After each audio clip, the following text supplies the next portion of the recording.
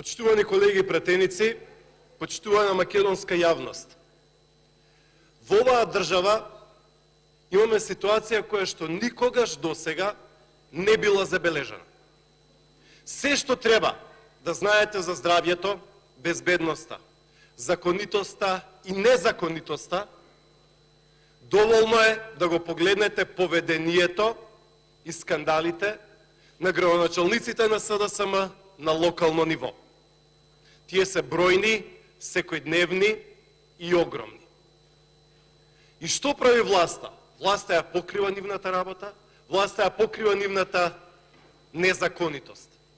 Почитувана македонска јавност, градоначалникот на Шуто Оризари, во кабинетот на градоначалникот, во неговата лична, собствена канцеларија, киднапираше лице, измачуваше лице, претепа лице и му нанесе повреди. Што е епилогот од сето тоа, почитувани присутни? Епилогот е дека Зоран Заев и носителот на листа на СДСМ во втора изборна единица и министар за внатрешни тогаш на сегашен премиер Оливер Спасовски го покриваат и заштитуваат во сето тоа. Дека е тоа нормално, дека е тоа посакувано однесување. Нормално ли е, почитувани пратеници од СДСМ, градоначалник да тепа, да млати, да измачува граѓани на својата канцеларија и влакно да не му фали од главата, како на Курто Дудуш? Еве има и така наречена пресуда, што не е пресуда. Внимавајте, тепане човек, Демир Исмаил и судијата Ѓоко Ристов, од тоа судство отворено како пупка, од судството со Луи Витон ташни, заедно со обвинителството, велат Курто Дудуш е слободен човек, слободно нека претепа уште некој, власта и СДСМ ќе го покрие во сето тоа. Почитувани присутни, што е тоа што Зоран Заев во својот лицемерен стил и во своите лаги го изјавуваше пред само неколку месеци? Кога пукна скандалот, а кога МВР преку записници почна да го покрива Курто Дудуш, градоначалникот на СДСМ, Зоран Заев ке изјави, вели, внимавајте, ова е цитат од Зоран Заев од 25 јуни минатата година. Вели, ако тоа се потврди, а станува збор за тепање, претепување, измачување на човек, во канцеларијата на градоначалникот на СДСМ, вели, значи Заев вели, ако тоа се потврди, ке мора да си оди. Пушта и раката ја става на срце, како што најдобро прави Заев кога најмногу лаже. Продолжува Заев, мора да се носи одговорност. Вели Заев, и јас сум првиот што ќе побарам оставка. Секој мора да тргне од личната одговорност. Ако е така, ако се потврди се тоа, јас сум првиот што ќе побарам оставка од градоначалникот на Шуто Оризари, вели и изјави лидерот на СДСМ Зоран Заев.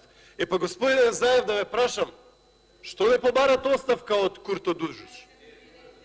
Што не отидете, господине Заев, да ја потврдите оваа своја изјава? Знаете ли зошто е тоа така, господине Заев? Затоа што вие по трет, четврти, петти пат го покривате Курто Дудуш во... Се обраќам преку медиумите. Он е во партијата, сега е председател на СДСМ. Нема никаква функција. Држите се до законот. Јас за тоа апелирав пред молба. Почитувани присутни, ние тука дискутираме за безбедност и здравје при работа, а гледаме дека градоначалник зема здравје на човек во неговата канцеларија, го претепува, не само што влакно не ја фали, покриене. Истиот тој Курто Дудуш од СДСМ, како кандидат за градоначалник на Шуто Оризари со негова екипа, се претепува против кандидат за градоначалник со скршен череп. со скршен череп. Ништо не му се направи. Заев го покрива, Оливер Спасовски го покрива. Истиот тој Курто Дудуш, почитувани присутни, изјавува, цитирам, членската книжка на СДСМ ќе биде нова лична карта, членската книжка на СДСМ ќе биде за паркинг, ќе биде нова возачка дозвола, членската книжка на СДСМ ќе биде документ за издавање на социјална помош. Тоа го изјави пред 2 години како пратеник на СДСМ. Драга македонска јавност, тоа е се што треба да знаете за безбедност и заштита при работа. Демагогија, демагогија, пароли, зборови и ништо друго. Истиот Курто Дудуш си вработува, внимавајте, ни помалку ни повеќе, туку 10 членови на сопственото семејство. Вработени се неговата, според она што го читавме во медиумите, невенчана сопруга. Таа била наводно според медиумите председавач на Советот, каде што тој е градоначалник. Си го вработил неговиот чичко во секторот за урбанизам. Понатаму во таа локална институција си најде и неговиот место тетин Демир Јашар. Него заборави ни својот вујко Сејнур Мехмет, кој се го вработил во геронтологија како возач на директорката Салија Латиф. За да биде скандалот поголем, Вулмет Демир, тетин на градоначалникот, стана шофер во истата општина. Неговата сопруга пак Софија Демир, тетка на Курто Дудуш, стана шефица на техничкиот персонал во основното училиште браќа Рамис и Хамид. Градоначалникот не ги заборавил ни братучедите. Неговиот прв братучеч Алмир Дудуш го ставил одговорен за спорт и спортски активности во општината. А братучетката Тени Узеир си ја вработил исто така во општина Шуто Ризари. Нов братучет на Курто Дудуш, Ибраим Ипче Сакип, се сместил во јавното предпријатие Водовод и канализација. Сопругата на неговиот прв братучет Енис Сакип и братучетката на Фата Османовска, Лалифа Демир, стана советничка општината Шуто Ризари. И така натаму, и така натаму. Што збориме ние тука, почитувана македонска јавност? Значи, внимавајте, имате ваш градоначалник на СДСМ, кој што претепува човек во негова канцеларија, влакно не му фали од главата. Имате пратеник истиот Курто Дудуш, кој што вели со членска на СДСМ ќе се добива социјална помош и тоа е нова лична карта, влакно не му фали од главата. 10 роднини вработува по сите можни институции, вие велите, браво Курто, одличен си, Заев моди во посета, Оливер Спасовски моди во посета. Истиот тој претепува против кандидат со скршен череп. Вие велите, аферим, ние сме позади тебе. Почитувани присутни, примерите се огромни и бројни. Зошто нема постапка, почитувани, во Демиркапија, каде што луѓе пред камера, подготвени пред суд и обвинител, сакаа да кажат, ако гласаш за ВМРО ДПМН, животот ти е во опасност. Им се вперува пиштоли на луѓето. Има ли постапка? Нема никаква.